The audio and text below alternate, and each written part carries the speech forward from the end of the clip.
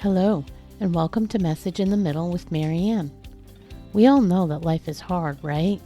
It's messy, it's unpredictable, but it can be wonderful all at the same time. My hope is that we can take a deep dive into self-development topics and explore life's lessons through book clubs, conversations, and interviews. And together, we can uncover the lessons that others have already learned to help us navigate this crazy, wonderful ride called life.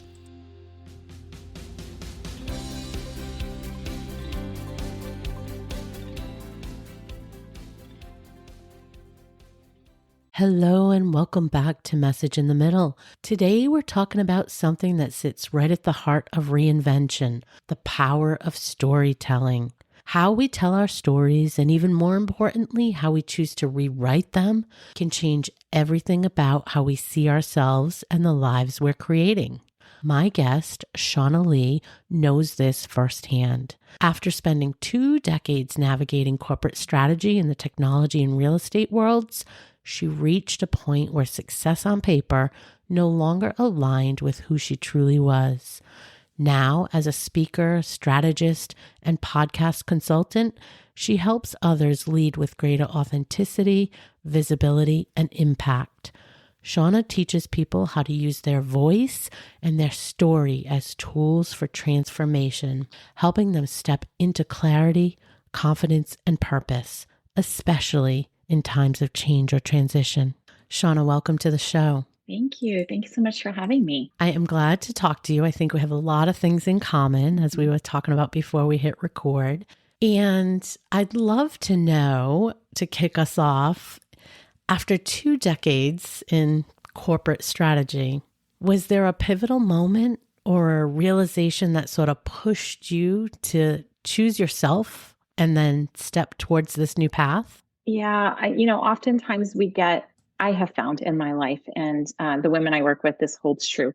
We hear these whispers, and then we get a little nudge, and then when we're not listening, we get shoved off the cliff, and that essentially is what happened to me. So I like to say that corporate America chewed me up and spit me out, because that's really how it felt to me, was just this churn of going through my day to day, kind of juggling all the things and just being used up. Yeah. Only to be let go from this company I adored, found myself in a new company, which was not a good fit, and then let go again only 6 months later. So it was 2 moments within a calendar year where corporate America had said, thanks, no thanks. And I kind of was left like I had been post divorce with this moment of, well, what the heck do I do now? Maybe this isn't where I'm supposed to be. I know it's not where my heart is. And I really had the opportunity to sit with, what do you want to do? And so that's when I really started my healing journey post my 3rd divorce. And that's where the book came from. So I wrote, So You're Divorced, So What? And it really was this kind of mantra to all women, we are women, hear us roar kind of a thing. But it really is a guide on how to put your life back together after everything has fallen through. You're sitting there in the rubble of what was your life, thinking, well, what the heck do I do now? Which was interesting that I was writing that book after I had been let go. And I was seeing a lot of similarities through those processes and kind of what I was doing to heal and to take accountability for where I had, not shown up the best way that I could have, in a way that felt authentic. Anyhow, long story short, I found myself writing this book to help women after divorce. And the kicker was that I had to go out publicly in order to sell this book and tell people that I had been divorced 3 times. And that was, oh my gosh, embarrassing and full of shame and guilt and all the things that we feel after a divorce, which coincidentally was all the things I was feeling after corporate America had said no, thank you. And so really kind of getting my feet wet in the writing. And that led to the podcast, which was so amazing and fun and such a growth opportunity. All of these things were really kind of guiding me to, how do I get out and use my voice and teach other women to do the same thing? I love that. There was so much there that I want to hit on because so many great themes. First of all, you mentioned sort of noticing the same things going through the separation from your jobs, from corporate, and your divorce. I've not been divorced. In fact, I've been married for over 30 years, but I can still totally relate. Jokingly, I say now, I was married to a company and to a job for over 25 years, and now I'm with a company that I love, but I feel like I'm dating them. Like, I don't want to get married again. Because of Yes. such a big breakup. So I use those terms because of those same feelings, right? Those feelings of separation Yes. after such a long time, when you're somewhere that long and you get so embedded in it, it does feel like a major breakup. So I'm glad to acknowledge that you acknowledged that and the parallel, because I think a lot of the things that happen with reinvention, the precipice for that can be job loss. It can be divorce. It can be losing someone you love. It can be all these things that sort of are that straw that break the camel's back, as they say, right? Push us to take that time. And you said you had a moment to really think about, what do you want to be? Who do you want to be? And I feel like that happens often after those kind of big things. So Yeah, often it is a loss of some sort. I also see the similarity when we send kids off to college. yeah, Like the kid hasn't died, but the loss of the day-to-day interaction with this kiddo that you've nurtured and grown with. Yeah, that empty nest phase is very similar as well. It's just this hole where something used to be yeah, that now you're like, well, what am I going to fill that with? yeah. I often tell moms who send their kids to college that you need to find a new baby. And I'm like, but maybe not a real life human baby like I did. So when my oldest daughter went to college, I was having my fourth Oh baby. my goodness. And I very much was starting over. And it's because it freaked me out. I was scared to not be a mom anymore. Who am I if I'm not Mm, momming all day long, every day? Turns out it's very exhausting to do that for yeah, now 31 years. yeah. But yeah, I think when we have this hole, we need to fill it with something new to nurture. And so my favorite thing is to help women kind of find what that thing is. What are you passionate about that you can pour into because you love it? And sometimes that ends up being a new business, or it's sharing your wisdom through a book or a podcast. There's all sorts of ways that we can kind of create and nurture a new baby. And so that is usually my recommendation when you're faced with a loss is, okay, let's make a new baby. Let's create something that fulfills you and you're passionate about and leaves you feeling amazing at the end of the day. I love that.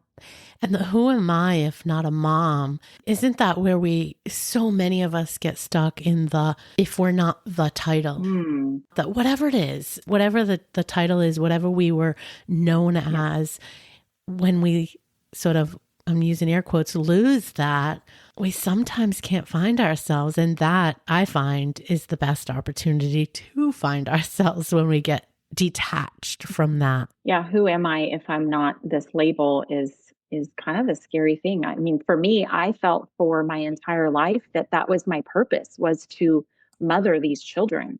And so it really was this moment when my oldest girls were in middle school and I sat down with a financial planner. I was newly divorced for the second time, and he asked me this question. And he said, well, okay, well, you're kind of close to empty nesting.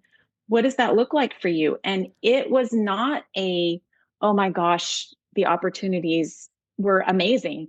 It was oh no, what do I do Yeah. kind of moment. And so I think that really was the first time that I thought, gosh, who am I if I'm not a mom? Yeah.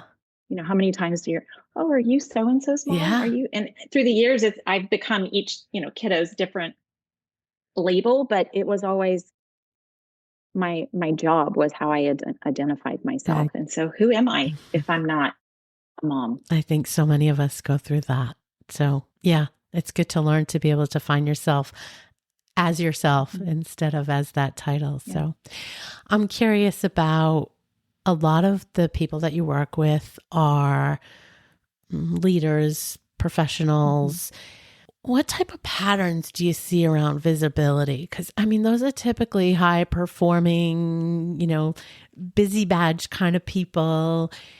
But yet, sometimes they've spent their life supporting other people instead of being in the spotlight. So, what have you seen there? Well, I would say we all have self-doubt, Mm, and we have a comfort zone for what we're good at, what we're comfortable with, what we're used to. And so a lot of people, your comfort zone, and a mom is a good similarity to a high profile executive in corporate America, where your job is to support and nurture your team or your people or your family. yeah. And when we kind of separate ourselves from that, and I see a lot of these high profile women.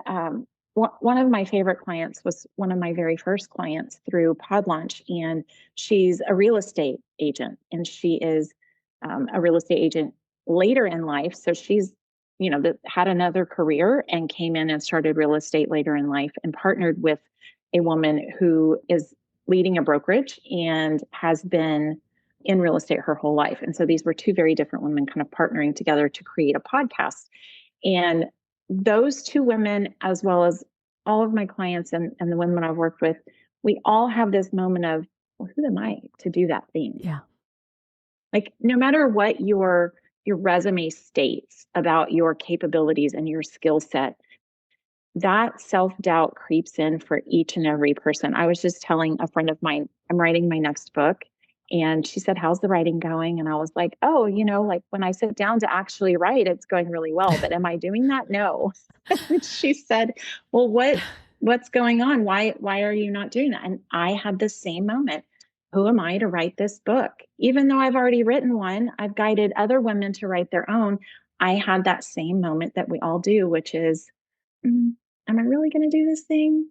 So I think that's the theme I see throughout all the women that I have worked with and spoken to through the years. I like the acknowledgement that you still have those moments because, and I've talked about this throughout many of my episodes because it creeps up where I think sometimes we get the impression from social media or other things that, these superhuman people, they master these things. I've mastered it. It doesn't come, I don't have the self-doubt. I don't see imposter syndrome. I don't, all the things. Lies, But the lies. reality is, yeah, lies. I tell you lies. Yeah, that's the reality. The reality is this stuff, we've been programmed for so long that it doesn't just magically go away. And the good part is when we can start to acknowledge it, recognize it, shut it down a lot quicker because we know and we have a better tool set. But I love that you acknowledge that, yeah, it Yeah. still happens. So Oh, you can sure. talk about it, but it still Sure. happens. Yeah. I mean, and I've published one book, but I've written two others. So I know how to write a book. It's not that I am doing something, it's the content that I am starting to kind of touch on is very private, and Yeah. it's tender, and it makes me feel vulnerable. And that is really what is at the heart of it for me. So, Yeah. oh, you're having doubt because you're feeling vulnerable. Okay, well, let's look at that. I love that nice segue that I didn't ask you to set me up for. But so a core part of your message is around the power of storytelling, Yes. thus writing a book. Yeah. How did you first realize that sharing our stories can be this powerful catalyst to change and really help us bridge the who we were with who we want to be? Well, so it is twofold for me. So there's two benefits to storytelling. One, me as the storyteller, there's a benefit to me. And two, there's a benefit to the person hearing my story.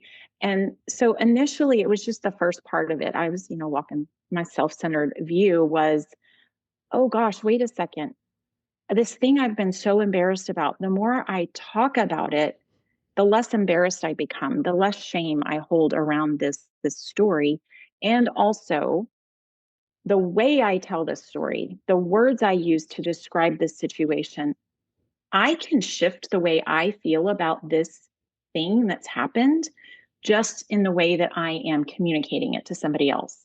And so being able to kind of craft my message almost, create the story was so powerful to me as a storyteller, as sharing my story. But then when I started my podcast, this was probably the core reason I started the show, was that there is such power in someone else hearing your story and what you took from that big, bad, horrible thing that happened and what you did with it.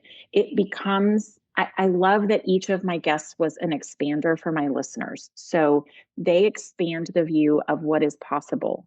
Not only are we thinking, oh gosh, can I survive this thing? But oh no, I can thrive afterwards because look at what she did with that same situation that I'm experiencing now. And so that twofold benefit, I was just, it gets all this momentum going.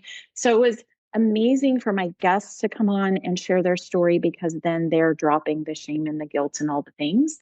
But it's also powerful for the people hearing it, because they can say, oh gosh, well, if she can do that. And that was really the reason I finally wrote my book, was if I can stand out here and tell you all about my life after a third divorce, girlfriend, you can do it after one. Like that was the point, like, let me be the example of like, yeah, stuff goes sideways. It doesn't go the way you plan. Almost never does it go the way we plan. Right. And it's going to be okay. You're going to be okay. Yeah.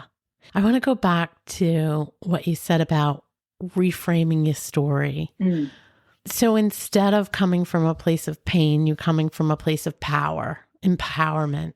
Yeah. But practically speaking, for somebody that can't get their head around that, can you give an example of what that looks like? Yes. Let me think of a good example. I'm glad you touched on that, because I had more to say around that particular thing.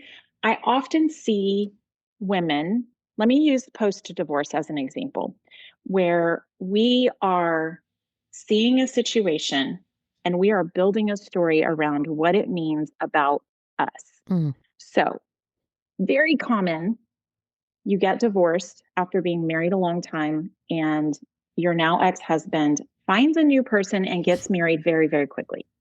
I've heard this story before. This is common.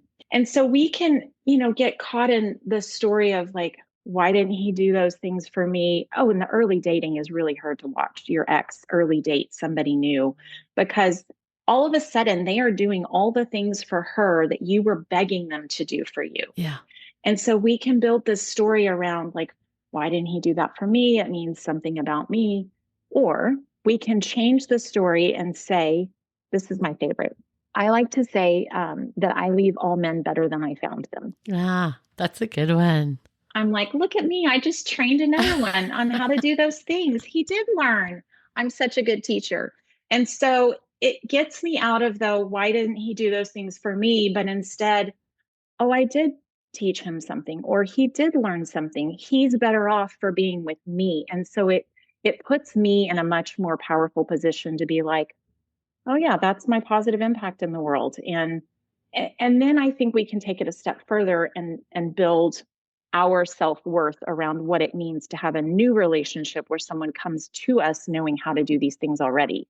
Like, right. So we can just kind of build the momentum around this story that we're telling ourselves. Because I tell women all the time, if you don't actually know if it's true or not, then make up a story that makes you feel good. It doesn't matter if it's true or not. And if you can't possibly know whether or not, like, I don't really know if I taught my ex-husband how to do those things or if he learned them from me, but it sure feels better for me to tell myself that story. Yeah.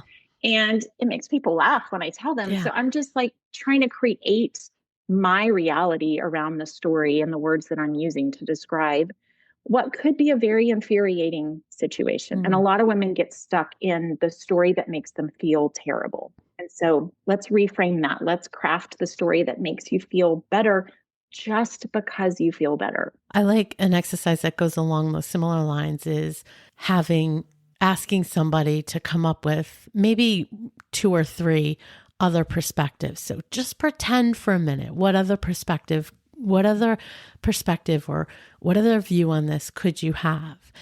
And if you can just entertain for a minute to come up with some other perspective, And you can start getting your brain to shift from that is an absolute, that it's an absolute that I wasn't good enough that he would do those things for me.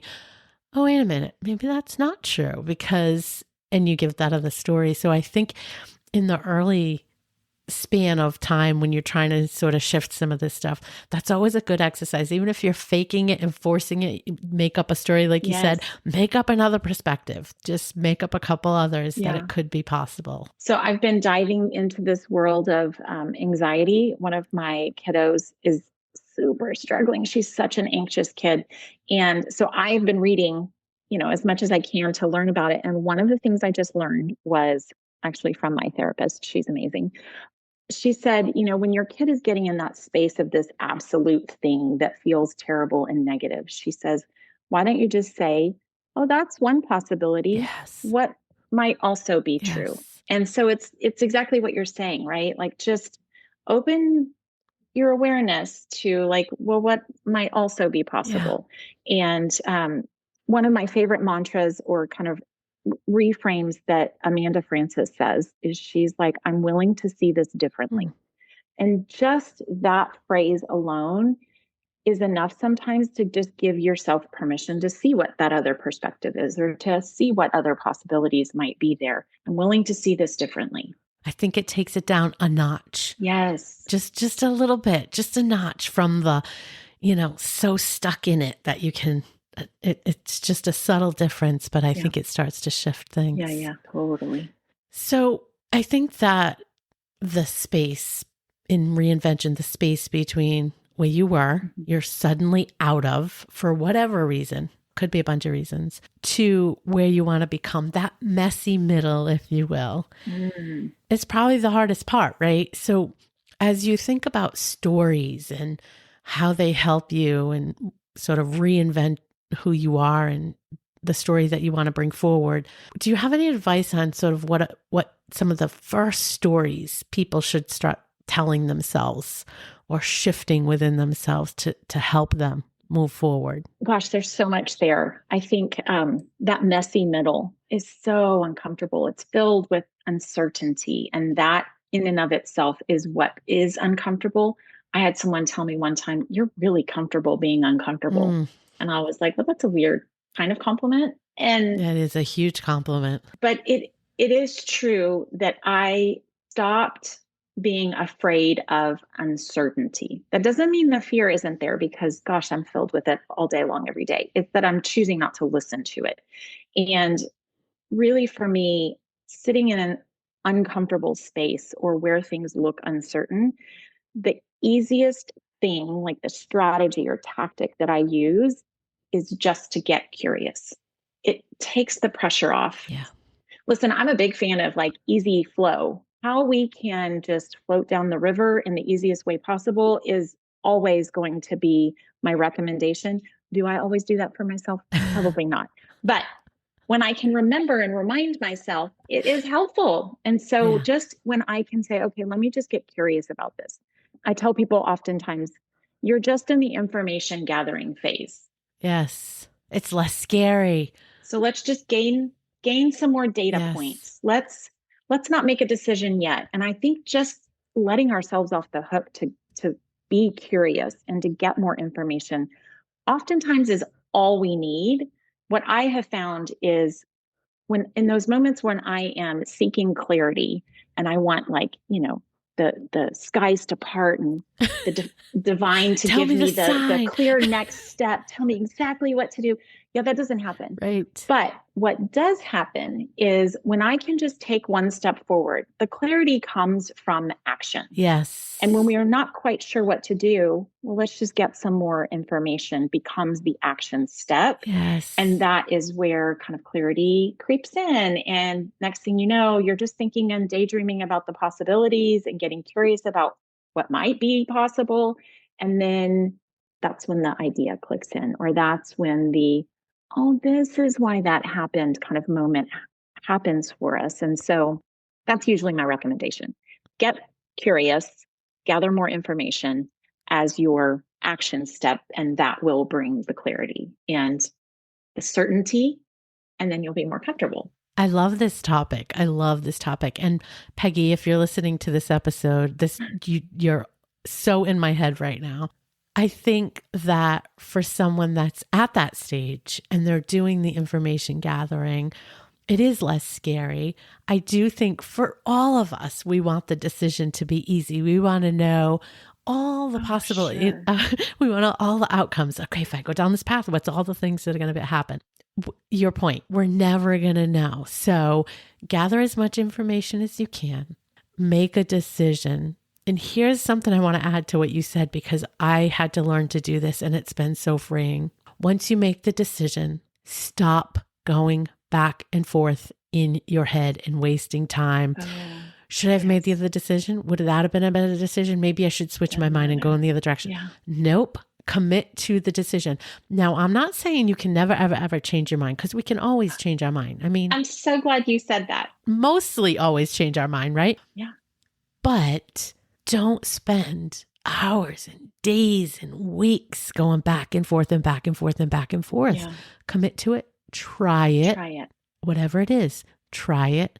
Then if it's not the right fit, if you get more information, exactly, change your mind. Exactly. So I like to remind people that you can always change your mind. Like when we're looking and applying for jobs, this is a great kind of example of that, where you're struggling. If you're between 2 or 3 different possibilities, first of all, in this market, you're blessed, and that's amazing. Yeah. Absolutely true. But secondarily, like when you're looking at it and we're afraid to make those decisions because we're afraid to get it wrong, right? Yes. What if I make the wrong decision? Yes. Well, I think even when you say, okay, this company A is the one I'm choosing and I'm going to go with it, how many times do we get into the company and we're like, oh, they didn't paint that picture quite so clearly, or this isn't quite what I thought it was going to be. You don't have to stay. Right. You get to change your mind. You can always just say, I did the best with the information I had, and now I have new information and I can choose differently. Yes. Like we're not stuck in these situations, even if we chose it. Like, okay, you can change your mind. Yeah. I think so many times we just get stuck in that middle spot and don't make the decision. Mm-hmm. Yeah. Yeah. Good stuff. Switch gears with me for a minute. Sure. And let's talk about, we both come out of corporate. I think we both grew up in a world where productivity, that busy badge I mentioned, it's everything. We get hung up in it, but it's tied to our success, right? Yep. It's how much can we do? How good can we do it? What can we get next? Where, what's the next position? That kind of thing. Many of us grew up in that spot. So how can we tell ourselves a different story that helps us redefine what success looks like? Share your tips on that, because I know that was hard for me. Yeah. So a lot of that came to like front and center for me when I became an entrepreneur and I'm building this business, and I was using the same metrics for success in this new role, which is very, very different. And so then when I looked on paper, it was like I was failing because monetarily I wasn't meeting those same standards. But when I could take a step back and say, okay, hold on, maybe the metrics that I'm using are not right for this situation, or maybe I've been using the wrong metrics all along. Yeah. Is what usually happens. And it did for me. It was no longer the amount of money on my W-2 to report to my taxes that meant if I was successful or not.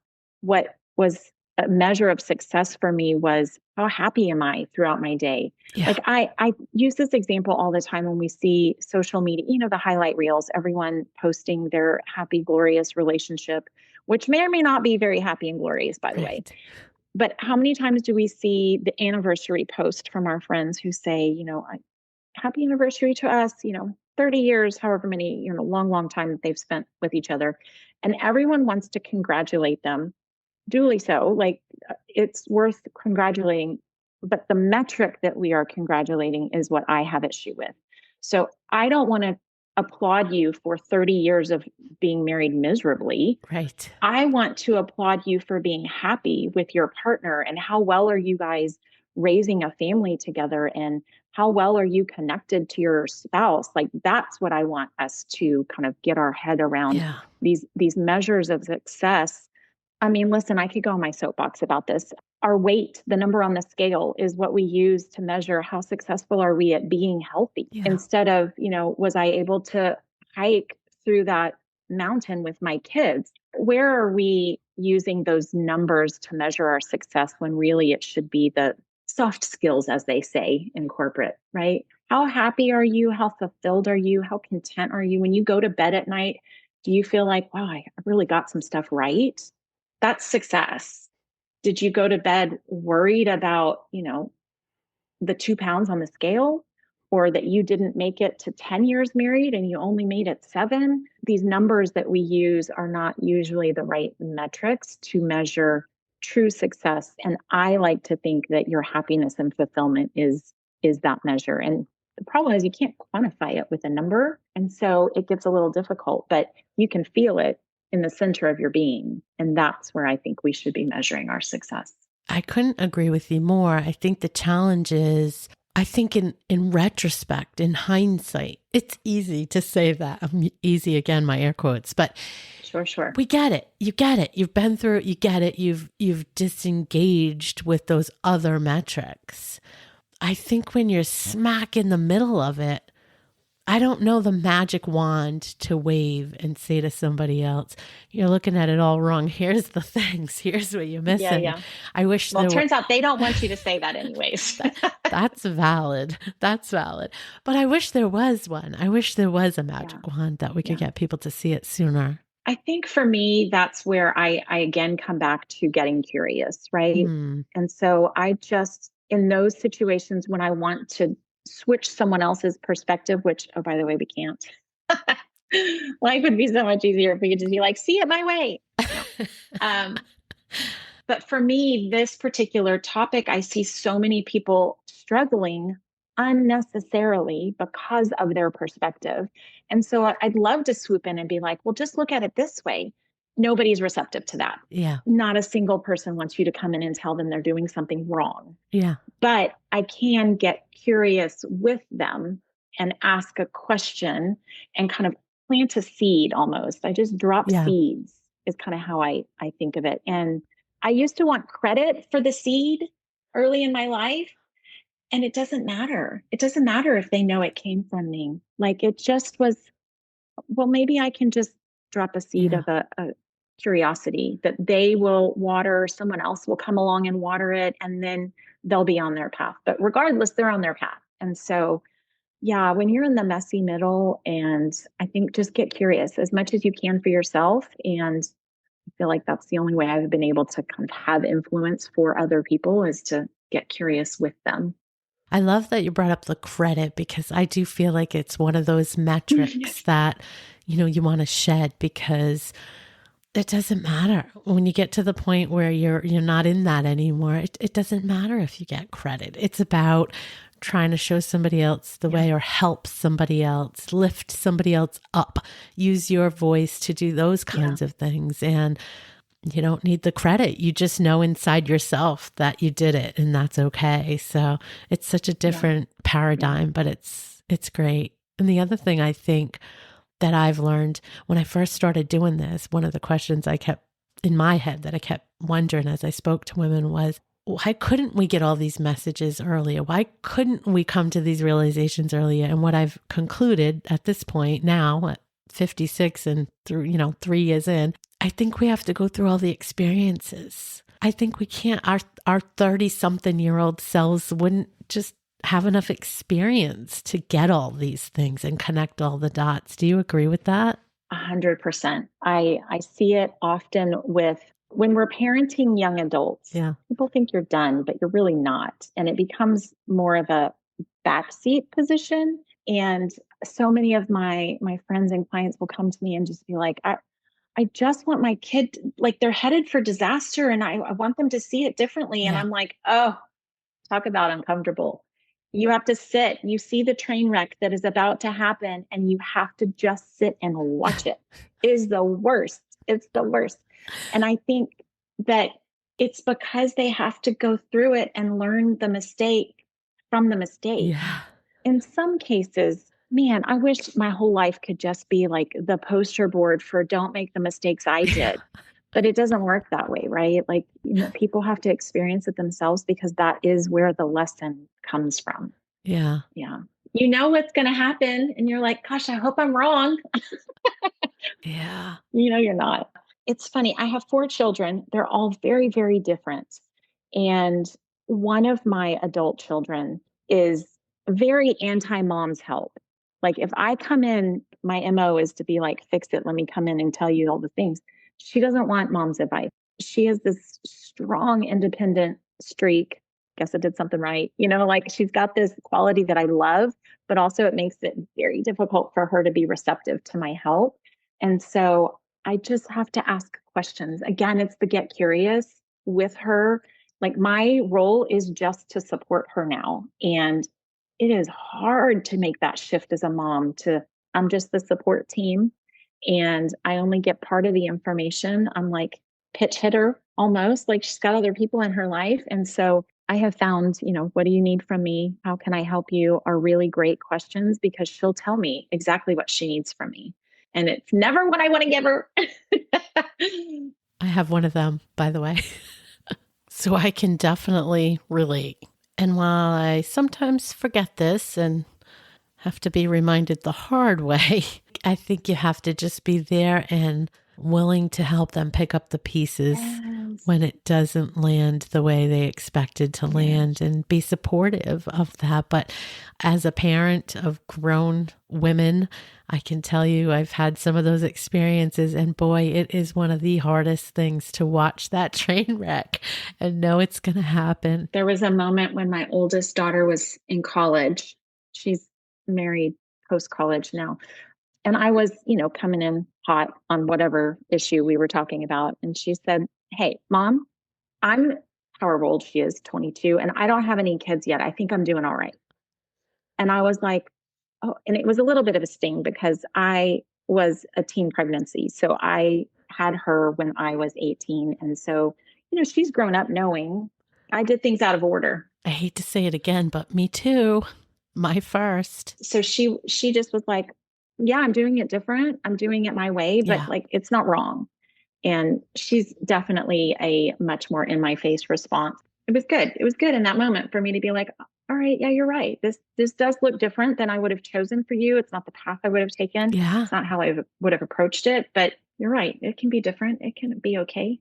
Yeah. And you're doing all right. You're doing good. Yeah, I get that. That was a hard lesson for me. But the truth is, it's okay if they do things differently. Just because they don't, I don't know, raise their children the way you raised them, or keep their house the way you kept your house, or take care of their job the way you took care of your job. Like, all the things, there can be differences. It doesn't mean there's one that's right or wrong, but you have to be open to the way they do it and not judging, leaving the judgment behind. Yeah. That's hard. So good. I mean, I know we got a little off topic, but I think all of these things, they tie back into sort of continuous evolution and reinvention, because those stories that we just talked about with our older children, certainly we didn't predict that when they were younger and we in our younger selves, right? So I think this is a good core message, learning to constantly be able to evolve.